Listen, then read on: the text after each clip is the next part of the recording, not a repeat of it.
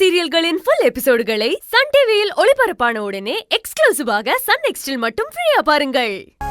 நமக்கு தான் அது என்ன ஏதுன்னு தெரியும். அவ ஏற்கனவே மனசொடைஞ்சு போயிருக்கா சார். இந்த நேரத்துல இப்படி எல்லாம் பூர்ணி பண்ணா எப்படி சார்? சார், நீங்க பூர்ணி பேச்ச கேட்டுக்கிட்டு பிசினஸ் எதுவும் ஸ்டாப் பண்ணிடாதீங்க. அவளை எப்படியாவது நான் மேனேஜ் பண்ணிக்கிறேன். Please sir. சரிங்க சிவந்தி, நீங்க இவ்வளவு தூரம் சொல்றத கேட்கும்போது எனக்கே கஷ்டமா தான் இருக்கு. ஆனா அந்த பொண்ணு வந்து மிரட்டிட்டு போனதை பார்க்கும்போது எனக்கு உண்மையாவே ஒரு மாதிரியா தான் இருக்கு.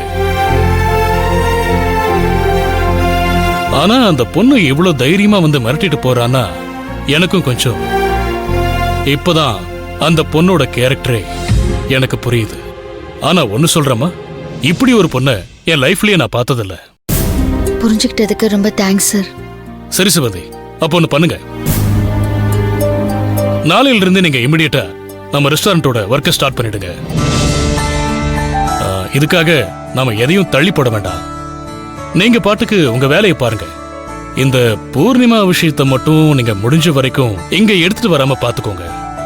இத மேக்சிமம் உங்களுக்குள்ளேயே பேசி சால்வ் பண்ணிட்டா எனக்கு நிஜமா டென்ஷன் இல்லாம ரிலாக்ஸ்டா இருப்பேன். கண்டிப்பா சார்.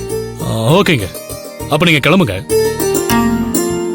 நாளைக்கு ரெஸ்டாரண்ட்டுக்கு வந்து உங்களுக்கு என்னென்ன பண்ணணுமோ அதுக்கு வேண்டிய எல்லாத்தையுமே மேனேஜர்ட்ட இன்ஃபார்ம் பண்ணி எல்லாத்தையும் வாங்கிக்கோங்க.